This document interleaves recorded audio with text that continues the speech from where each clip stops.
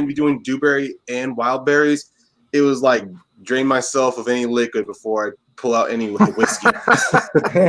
It's like, yes, let's empty out that body. Let's empty out that body. So yeah, we probably want to get started so we can hopefully get finished before the premiere, so that we're all in there. So yeah, definitely. Yeah, well, let's get started. Yeah, we'll just try to. We'll still try to be quick with our wrap. I figured when we tackle Dewberry and wild berries, we can do kind of like a round table kind of thing. So instead of trying to like fish for something, whatever's natural, we'll just try to share it around the group, and then see how see where this goes. All right, let's without further ado.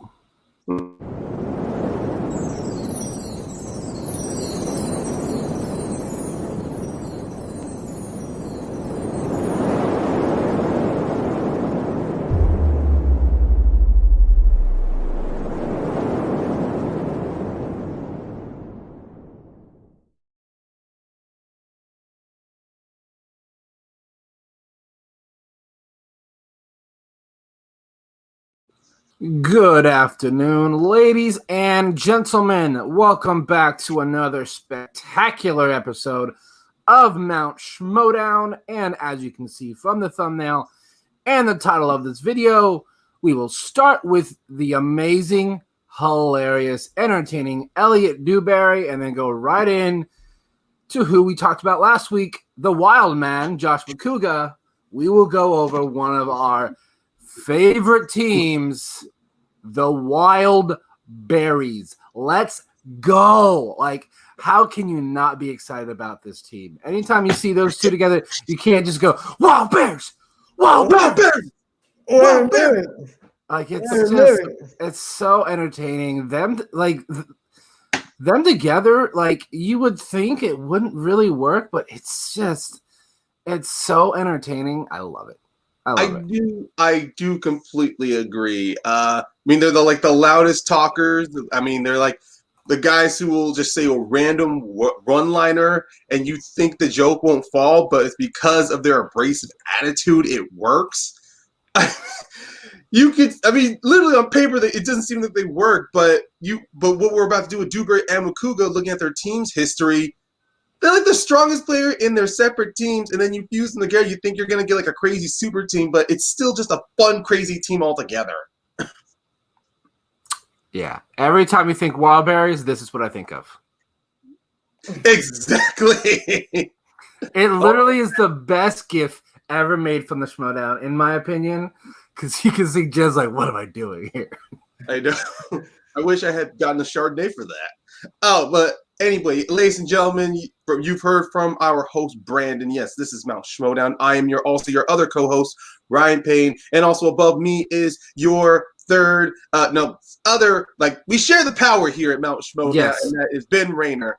And from what you've heard, we're talking about Dewberry, we're going to talk about the wild berries, and we're going to touch on Makuga. But you know what?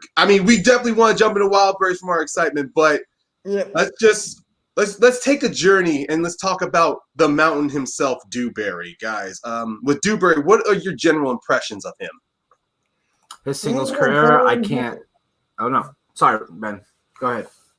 He's a solid player. He might not be the best, but he could hang in there with most of the players. I mean, not everyone is going to be on that upper level, but he's like the top of the mid level, if that makes sense.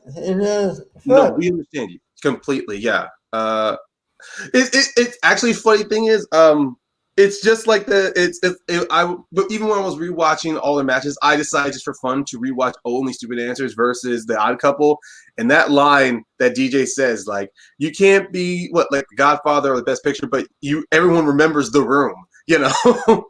You may not be the best, but you're still going to be memorable, and that's Dewberry himself. Right. Perfect analogy. Perfect analogy. When I think Dewberry, nothing from his singles career ever comes into my mind. Unfortunately. Yeah, you're not wrong. You're not wrong, honestly, because with Dewberry, I immediately thought of wild berries or ETC. Yeah. But looking at his singles career, it's kind of amazing And the people he went up against, he went up against Drew McWeeny, Mark Riley, Matt Nose. His first match was against Matt Nose. He won 11-9. So Yes.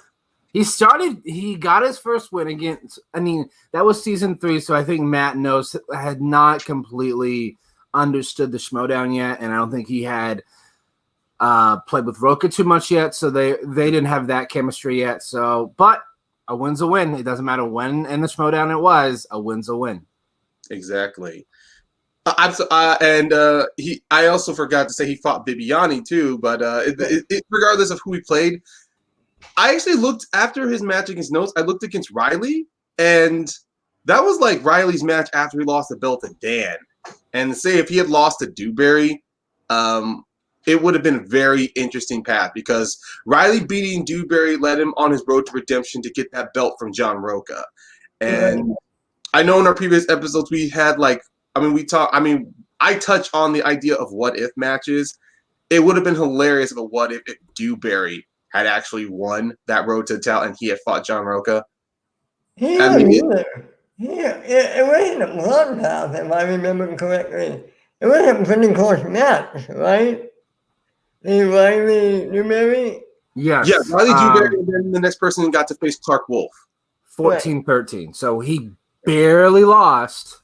But he I think at that time when he did that up against Riley, he was like, oh, maybe Dewberry's not that bad. He beat Matt Nost. He almost beat Riley. But Riley was able to pull it out. And also with Dewberry, the team of ETC, it's the one thing they always kept going back with Dewberry and how good he was is his match the team match against Alicia Malone and Scott Mance when they won the upset. Like Christian as a Collider used that clip every time Dewberry was doing an interview. It's always to remind people that he is good. And it's kind of one of those things where Dewberry was kind of a bit of an upset machine. Like he was like that player who would upset people or give you a match you didn't expect. And let's just talk. And we've already talked about some of Dewberry's matches, but let's talk about this dude on the mic, honestly, because he is so abrasive, blunt in your face. Like he'll just throw an offensive comment, not offensive comment, but just something that to be an insult. And I don't know, for me, I find it hilarious. Like it's just because he gives you that I don't give a fuck attitude. I don't give an F attitude to where it's just hilarious. And it seems so natural for him. Like it flows out of his mouth, which is why he makes the perfect partner to the Wildman, to Josh Bakuga. Yeah, he is. And Bakuga, during that time, he did do post interviews for some of the matches. So it's almost as if the sprinklings of the wild berries were kind of there from the post interviews that Josh had whenever he did with Dewberry. Right. Yeah. And something that I completely forgot until I was doing my research the other day. He was in that 5-way with Mance, Inman, Robert Meyer, Burnett, and Bateman. Yes. And he held his ground. He did fairly well. I believe he tied with Bateman after the first round, I think he did, or he tied with Mance after the first round. So because the final score was Mance had 12, Dewberry had 10, Inman 16, R&B 13, Bateman 13.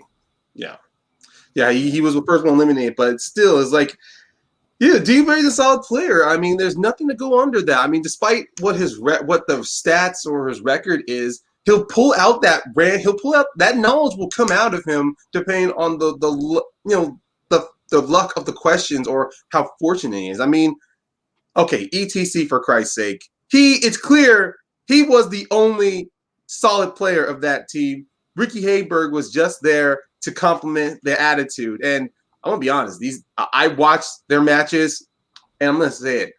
These guys were the original heels. They were like the heels you wanted to hate.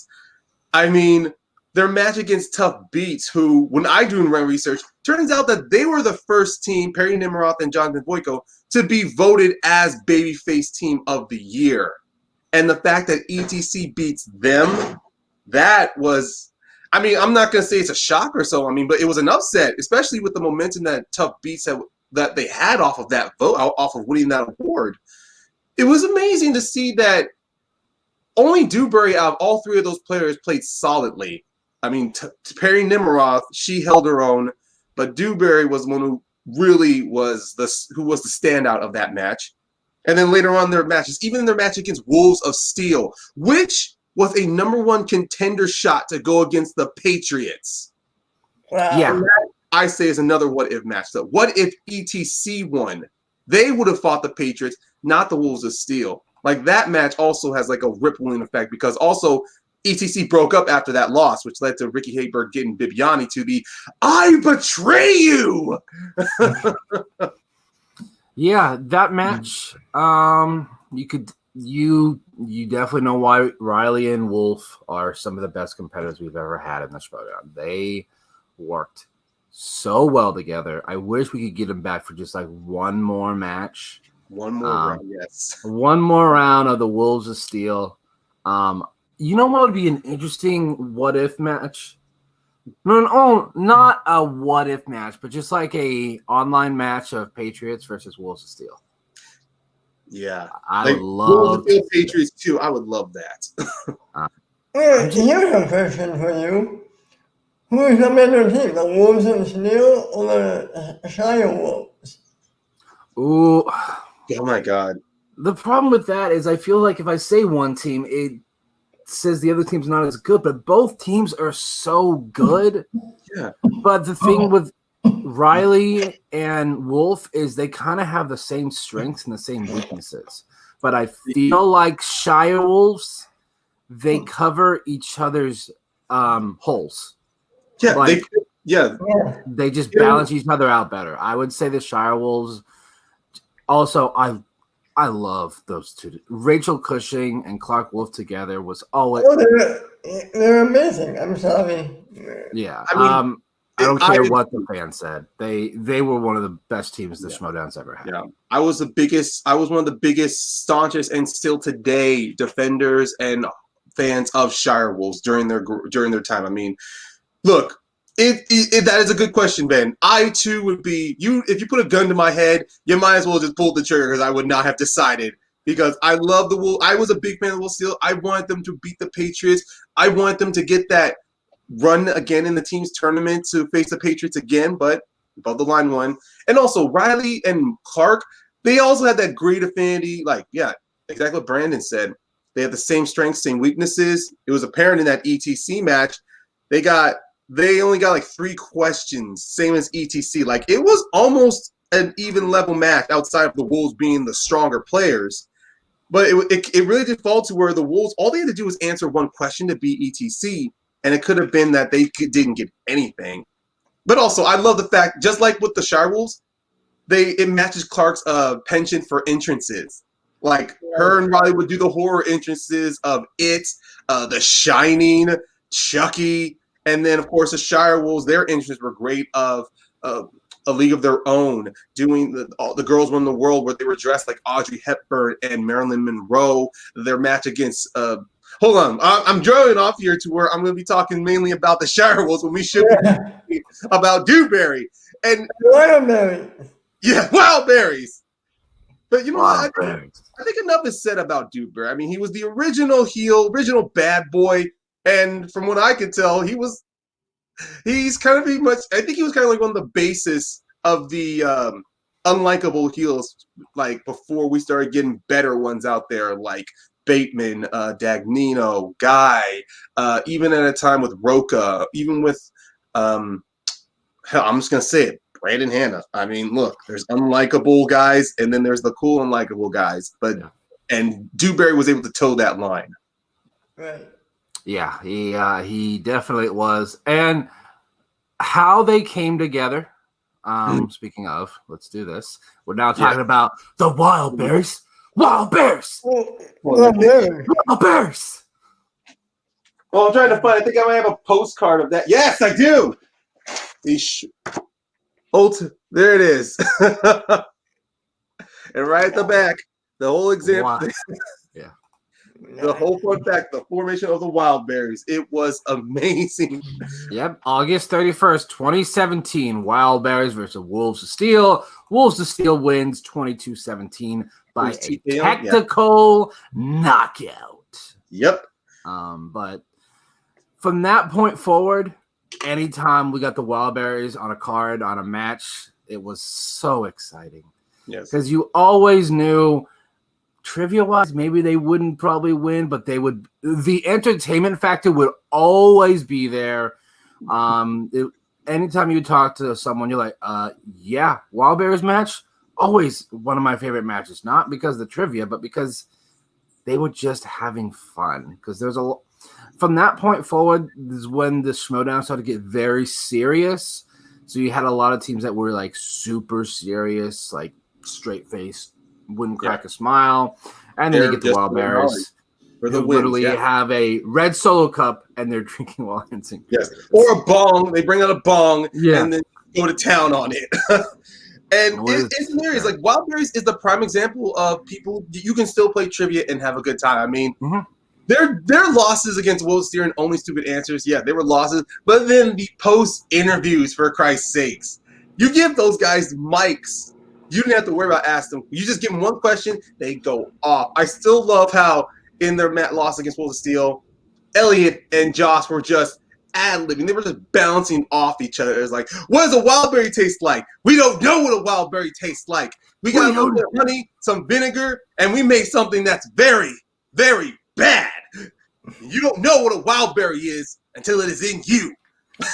All right, so let's just take the name Wild Berry. I love the mixture of Josh, the Wild Man Makuga. Yes. Eliot, Dewberry. Like, there have been some team names where Christian was just spot on, and this is one of them. Like Wolves of Steel. Like, I get that one because Riley is a huge Man of Steel fan. Yes. But unless you know Riley, that team name, you kind of don't get the second half of it. Wild Berries, you get it because it's Josh Wildman Makuga and Eliot Dewberry. Exactly. Yeah. Their first two matches, actually, they lost by TKO. They lost by TKO. So if you're looking at stats-wise, why are you guys talking about the Wild Berries? If you're a fan of the Schmoedown, you know exactly why we're talking about the Wild Berries. They are, in my opinion, the most entertaining team to watch in any match. And they actually are part of history within the Schmoedown, too. They were at the first ever live event against the Real Rejects. Wow. Could you think of any two other teams that would be more entertaining than the first live events? Yeah. I would maybe Wild Berries versus the Patriots. The only problem is that a lot of people don't like the Patriots because they kept winning a lot and they weren't entertaining. Yeah. Right. Especially in that year. I mean, look, that is a great pick there, Ben. But looking at that season, the live event came just months after Top 10-3 and the Patriots, the James Fonda. 75 degrees Fahrenheit and clear skies and sun. Oh, it looks like we accidentally activated someone's Siri. Did I say temperature? Sorry about that. Don't worry. Don't worry, man. The thing is, the score of that match was, to be honest, a lot higher than if you would have asked me without seeing the match. 25-22. It's a very high-scoring teams match. That's like the highest the Wild Berries ever scored, and I'm trying to think if that's this. I mean, even counting their win against Late to the Party, I think may have nearly been within the 20s as well. But that match itself, I mean, and that's a great question you brought too. Like, what the card itself? I mean, you had Roka and JT as the main event, but seriously, you needed to stack that undercard.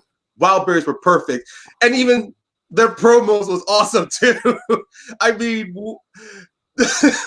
That is one thing that I think people underestimate about Josh Makuga.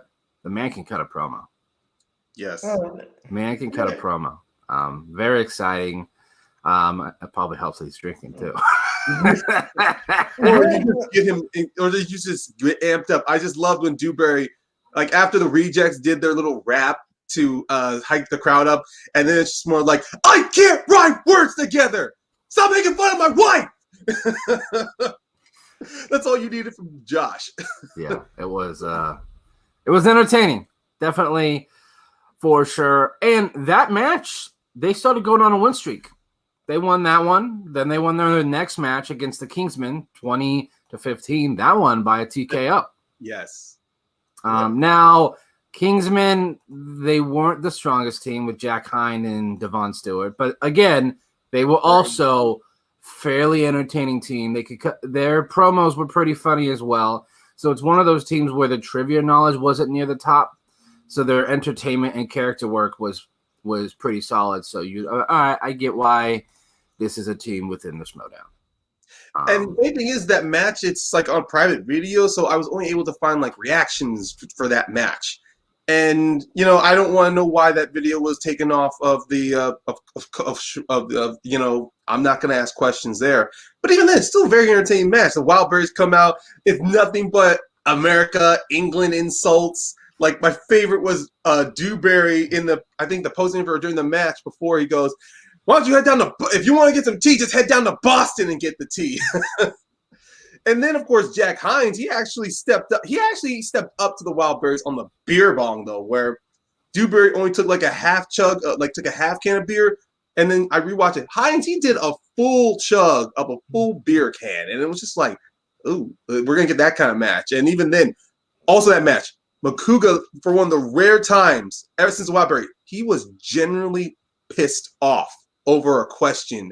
And I think, it was the question regarding which Adam Sandler movie came out first, Billy Madison or Happy Gilmore. Devon Stewart just simply wrote Billy, and he challenged it because he didn't put the full title. Yeah, that's not the full title of the movie. I completely understand why Josh would be. Yeah. Also, I think he loves Adam Sandler movies. He loves Adam Sandler. So yeah, Josh will know all of those answers, so I can understand. Yeah, but he lost that challenge though. He lost the challenge because Mark Prima said the movie title during the question, so they would have accepted anything. And Josh, watching that, he really was pissed off. Like it wasn't until maybe after the question in the 90s he got back into the swing of things, but he was stone faced. He wasn't bouncing off of anybody, and it shows there that Josh, he loves the game, and he also understands when, like everyone else, he doesn't like it when like Roka, like Kalinowski, like Wolf, like Riley, like pretty much everybody, when someone gets an answer that's not technically correct. And go for it, Ben. Yeah, we've been dominating you. No, I just wanted to say, I would be pissed off too, because really, it's not the name of the movie. It's really Madison. Why would he lose that challenge? It was because the question, it was pretty much technically kind of like a multiple choice thing. They were just asking you which movie came first out of Billy Madison or Happy Gilmore. That's why even though they understood, I definitely would have agreed with the challenge too, but at the same time, they technically already gave you two different answers, and all they were asking was which one came first. Oh, okay. Yeah. No, trust me, the reaction videos I watched too, some of them were agreeing with Mark on the challenge, and one was like, no, Makuga should have won that challenge, And there's one thing I wanted to touch on when we were talking about Makuga, and that we wanted to hold off on. This was mainly just his team's record. And with the Mega Powers, one match they played when they played against the Patriots, it did set a precedent moving forward, because in that match against the Patriots and Mega Powers, in round 2, the Patriots spun opponent's choice, and they spun again. They got a mulligan.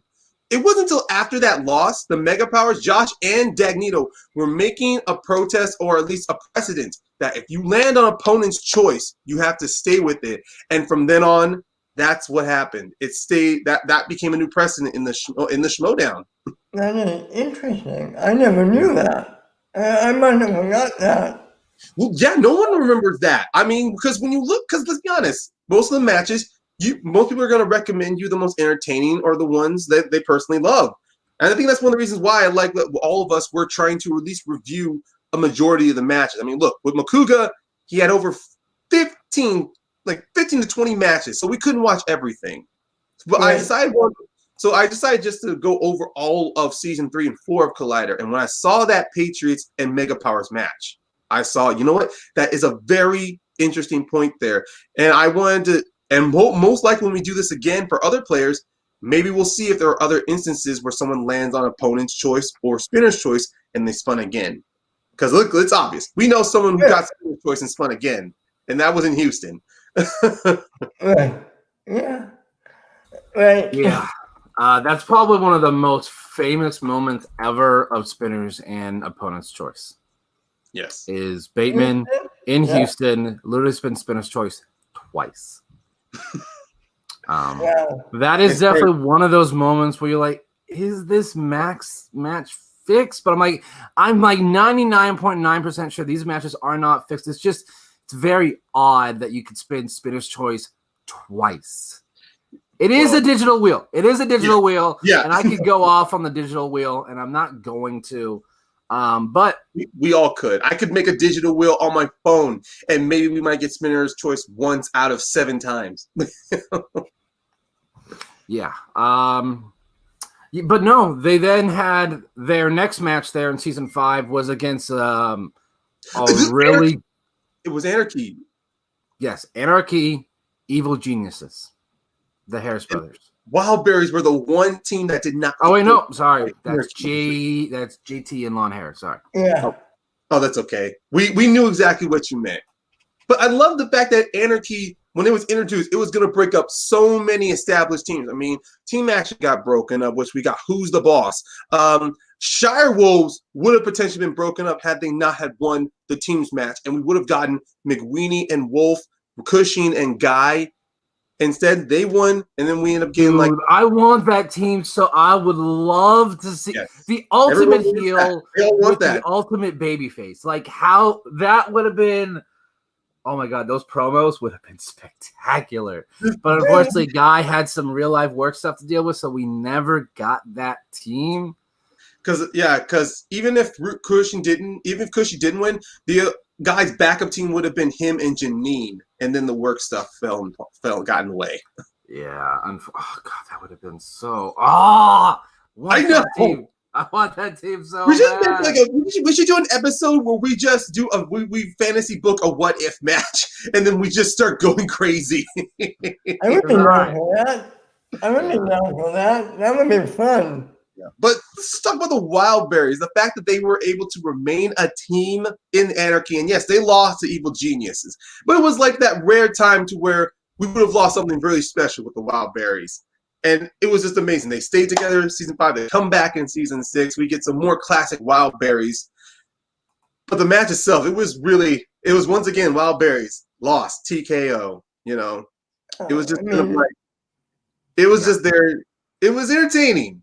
Their first match in season 6 was against the two goats of the Schmoedown, the founding fathers, Roka and Merle. That is my favorite Wildberries match.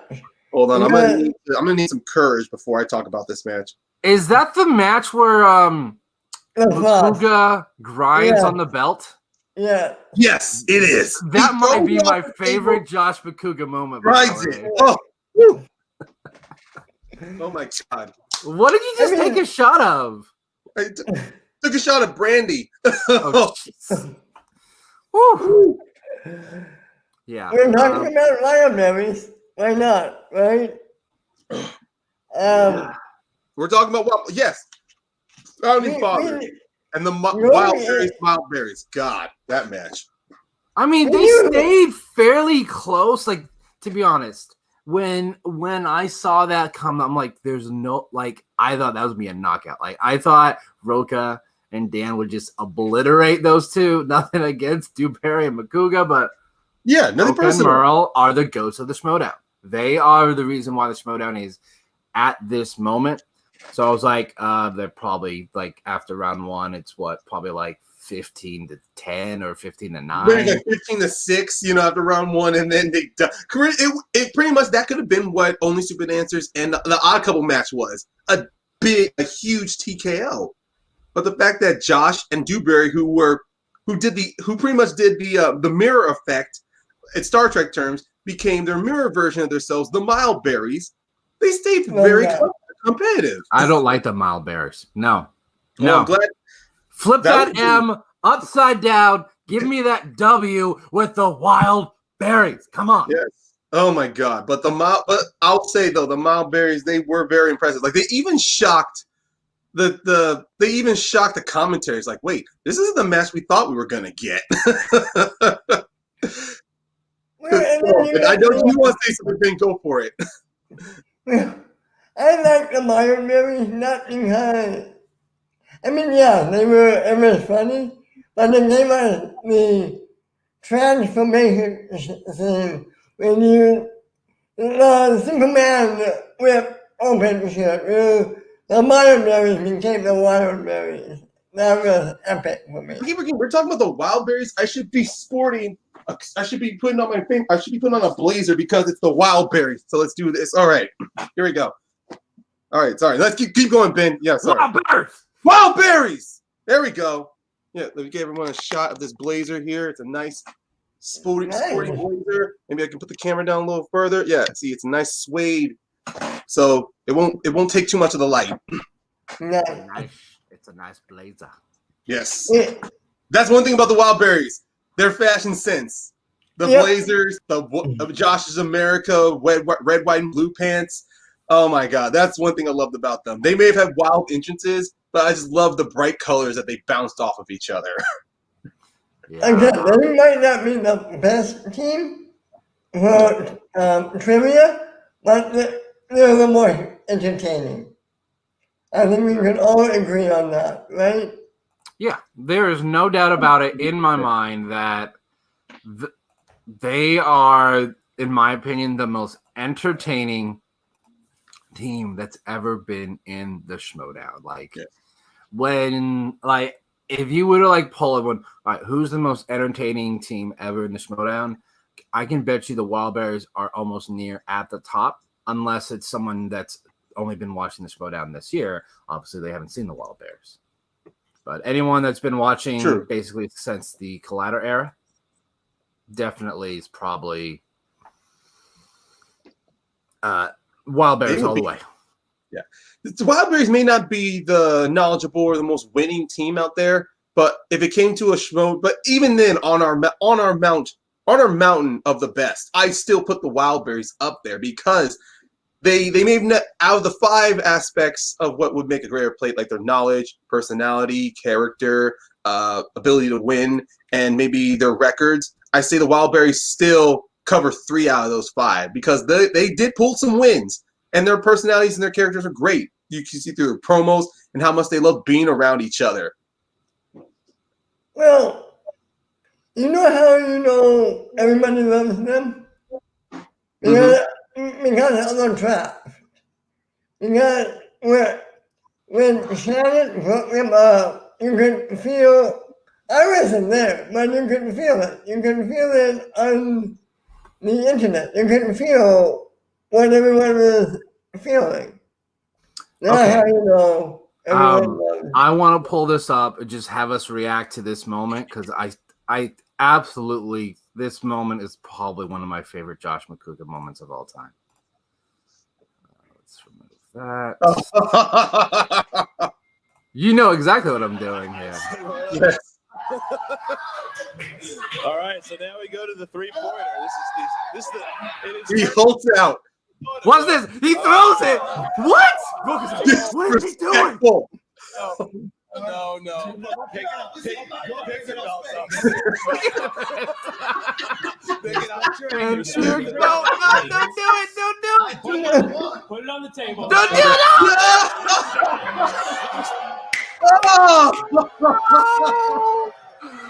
Oh God! What are you? Oh God! Oh God! I need a shot just to get that out of my brain. It's serious. That is hands down my favorite Josh Makuga moment ever in the Schmoedown. Like it's so great. First he throws it on the floor and Rogue's like, "What are you doing, young man? What are you doing?" Grabs it. And I think Christian would have cursed his ass off. Oh my god. Oh, good. Keep going, Brandon. Keep going, man. Jeez.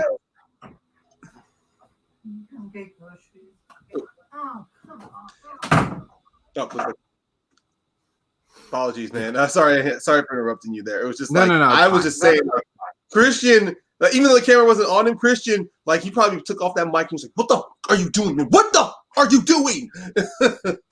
Yeah, that was pre-recorded. So I would have loved to see been in the studio. They're like, "Cut, Makuga, what are you doing?"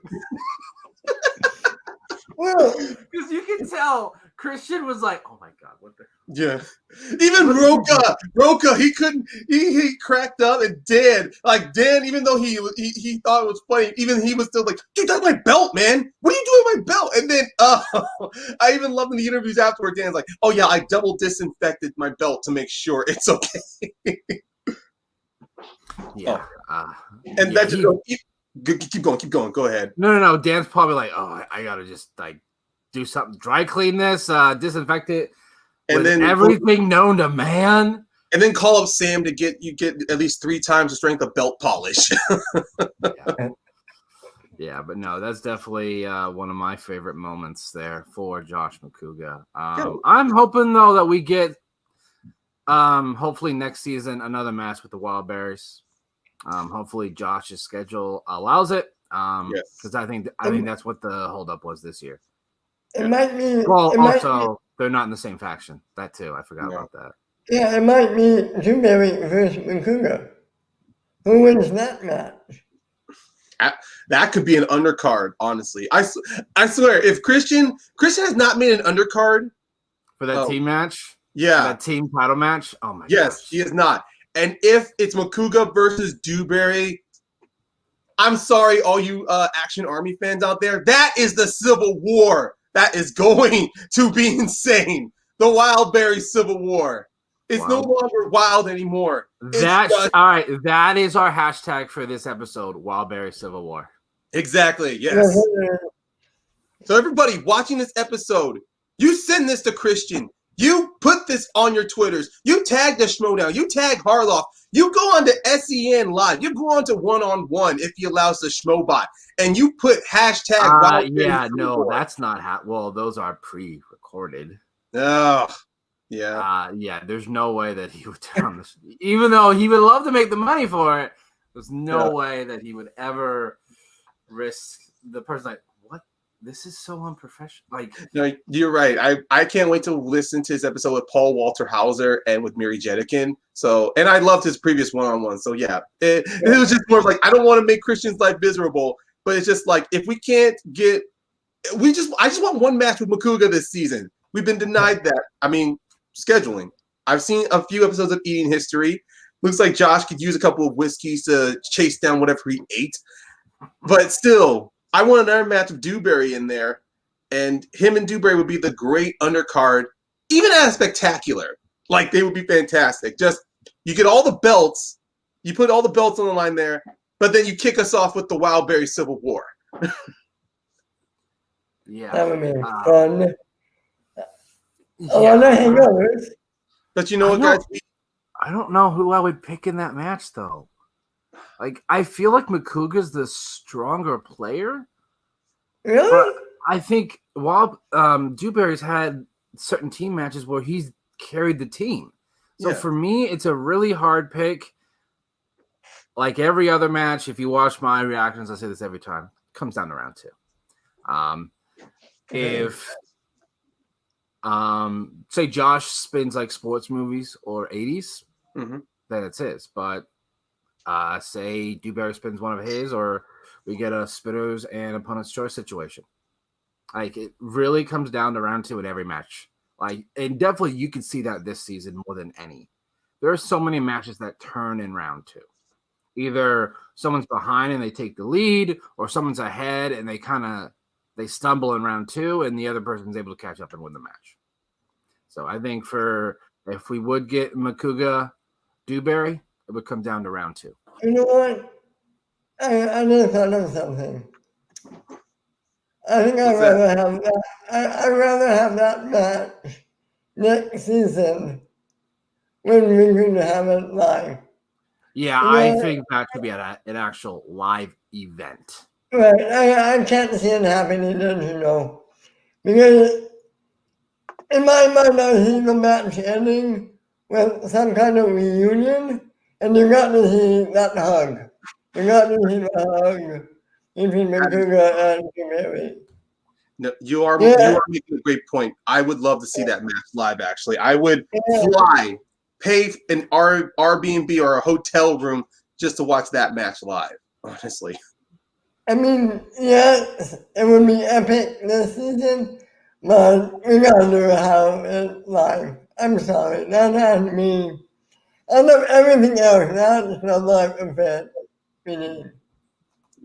yeah. And look, we danced around it, guys. But yeah, that split. Oh my God, I was there. I was there at the Schmo Awards draft when Shannon did that.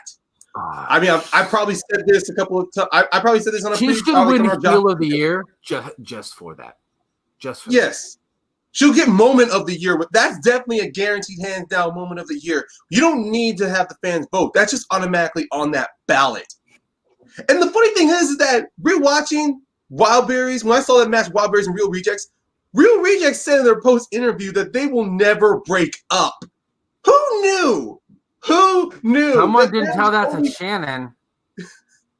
Yeah, who knew that they were the team that actually reunited after the draft? That was insane with the Real Rejects. We lose the Wildberries, but the Real Rejects still stay together. Oh, God. Yeah, oh, man, Shannon. I love Shannon. I do, but that moment, I'm like, what are you doing? What are you doing?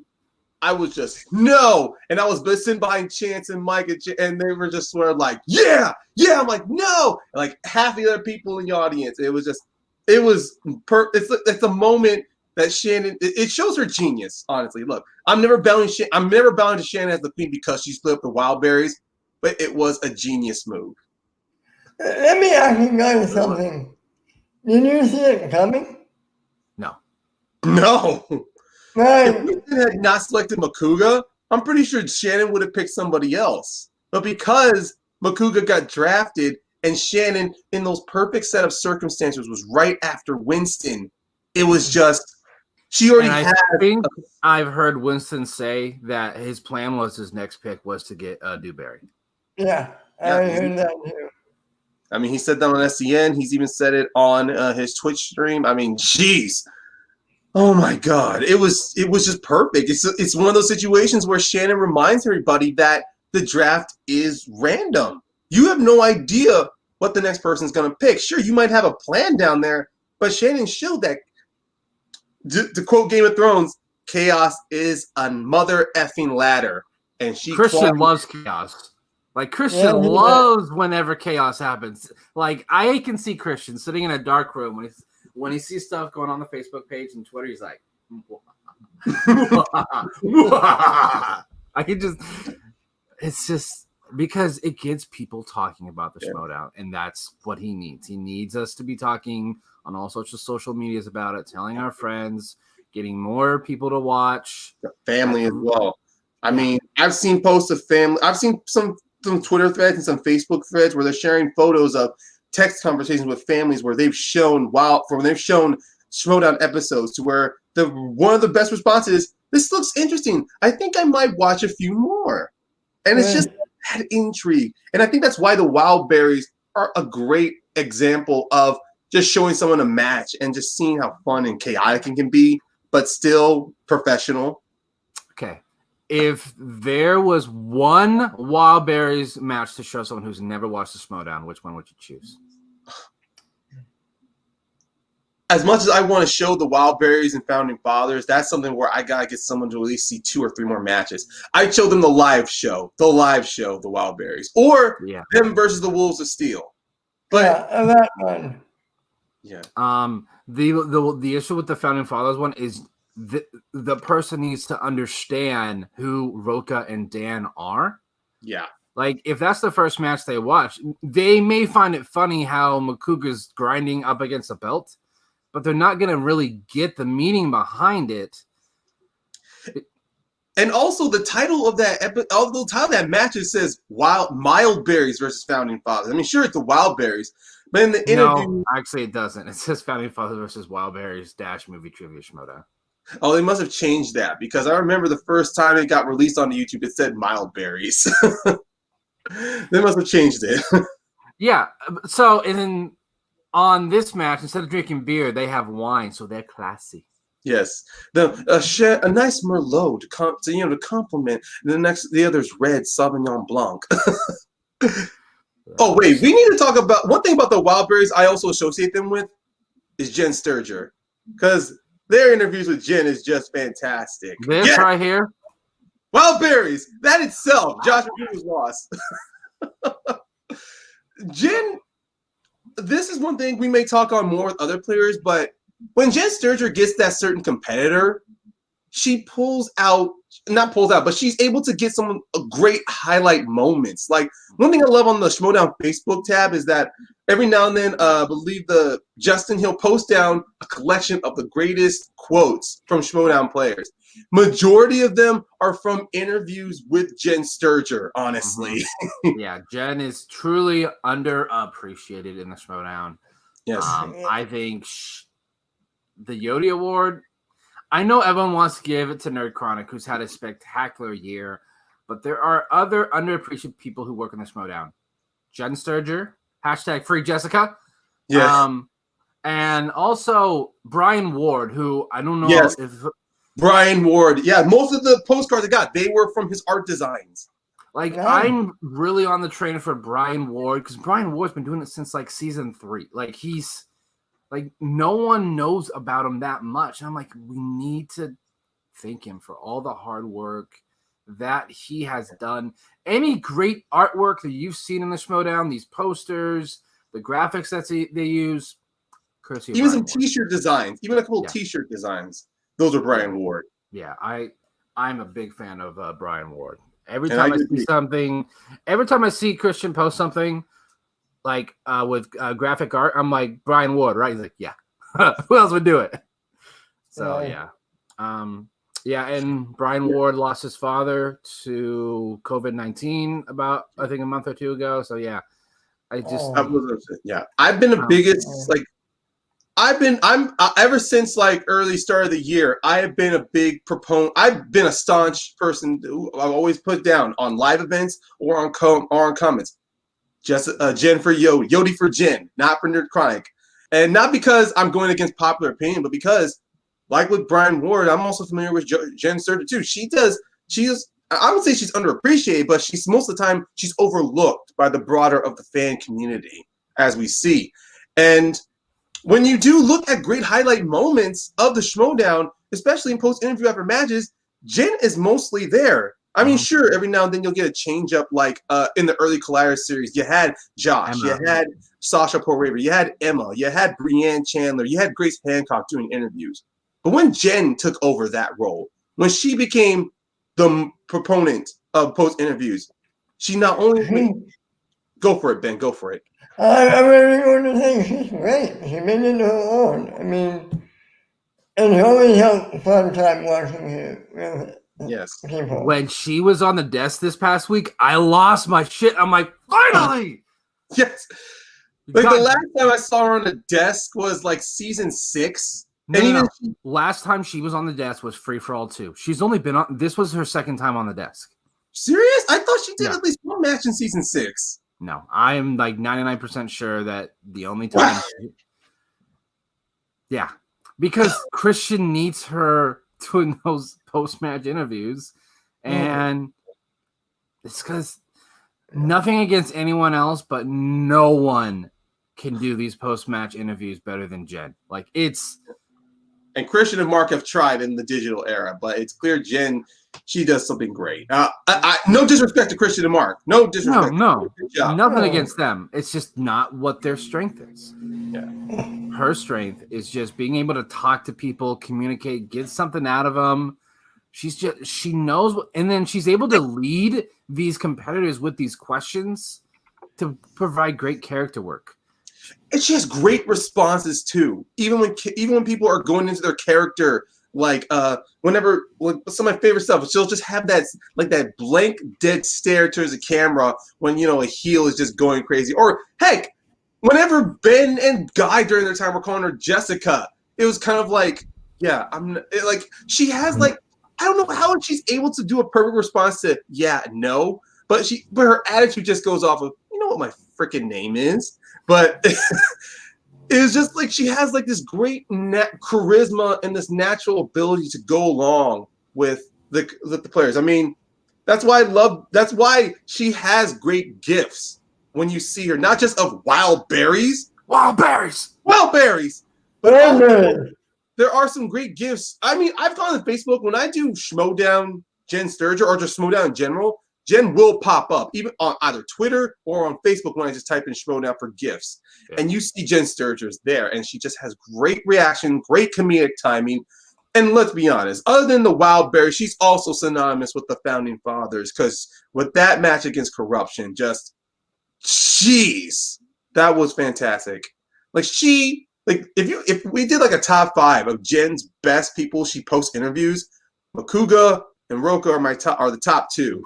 That would be so hard to do a top 5 best Jen Sturger post-match interviews. She was the one when we had it for Team Action versus DC Movie News, right? She was there, yeah. That moment. That is my favorite Mike moment of all time. What do you like? When he left? That's when we got the real Mike. Yeah. I would say Mike. He changed.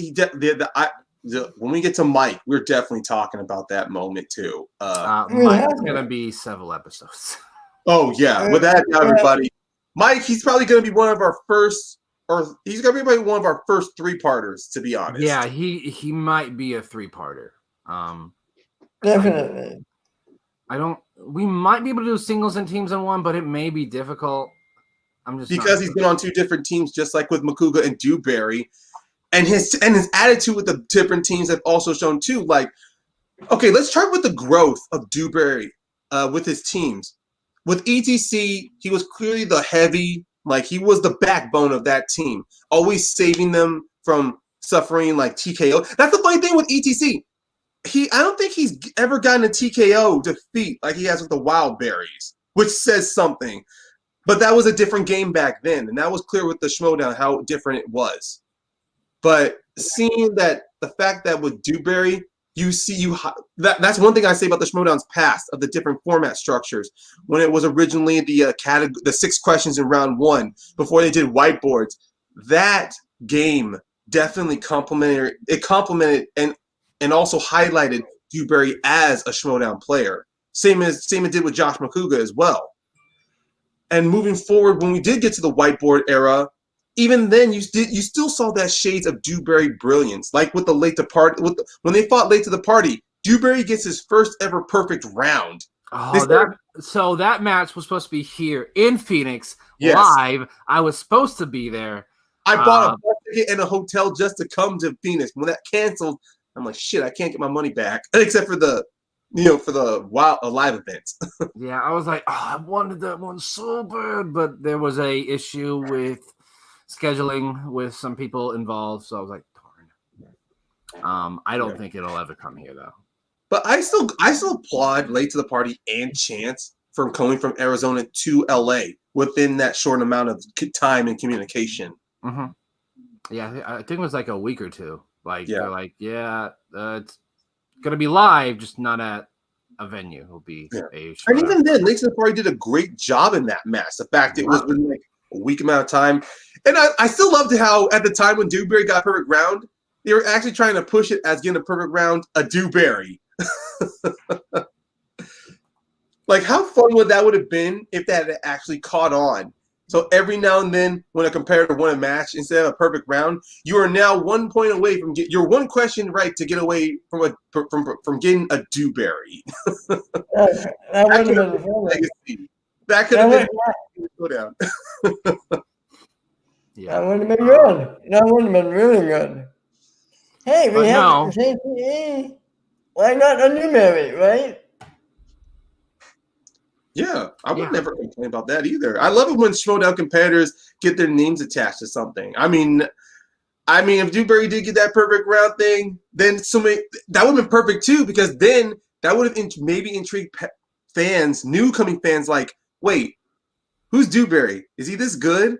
And then maybe we'll get them to research his previous matches. They get to see ETC. They get to see the Wild Berries. Wouldn't have been perfect. It wouldn't have been perfect.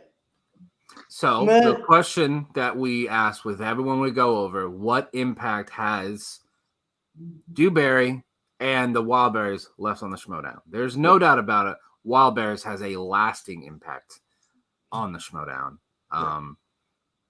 They literally just have a phrase, either this of Wild Berries, or we have Josh who always wear that shirt, Wild Berries.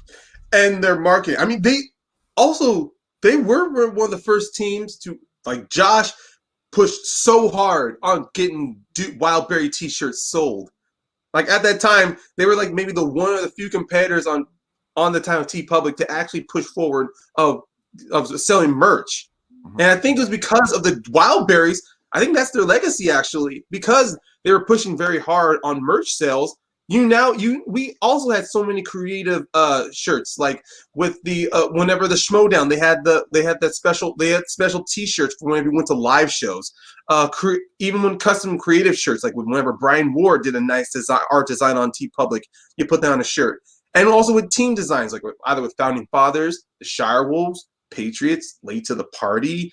It was just like those situations to where Schmoedown competitors, if they had a strong fan base, they could push for wanting to get like custom created merch for their favorite competitors. I think that for me, I think that's a Wild Berry legacy. How about you, Ben? Yeah, I agree. I mean, that and the no respinning after opponent's choice. That is, we can't forget that. That's huge. Yeah. I think that's one of the things I loved about us going back at these matches. We just get to find those little nuggets there to where just one little thing helped shape or at least help steer the Schmoedown in a better direction. And I'm actually glad. I'm glad that moment happened with the Patriots and Mega Powers, because if nobody had brought that up, I mean, look, let's be honest, it probably would have came up later on. Christian and Mark would have made a ruling on that.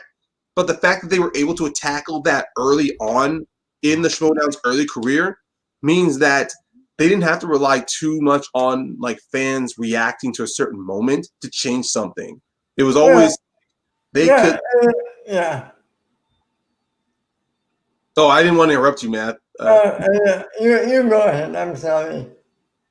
Well, I was just saying, it was just it's those rare times where Christian and the gang when they were either at Collider or even now with SEN, they know when they make a mistake, they always try to fix it, which is why I'm really looking forward to when I know they have rules set up, but since they have been pushing very hard on an actual rule book. I don't know if you saw this, but Christian said that the rule book has been submitted. Yes, I remember that post. I do. And I saw some fan got into it with Christian saying that it should be released to the fans if it's trying to be like a sport. I don't care of seeing it. I want the league to have it so that it seems that it's consistency across the board. Yeah, true. We don't need it. We don't like why. What purpose would it be for the fans to see it? So fans can call people out on stuff. But at the same time, these matches are still pre-recorded ahead of time. Even if the fans did have access to a rule book, it changes nothing because Christian, Mark, Ken, everybody, Thad, they're already aware of the rules and what goes into it. Nerd Chronic, for Christ's sake, you talk about his promos, he also edits the matches as well. So he goes over this stuff maybe 3-4 times during the editing process.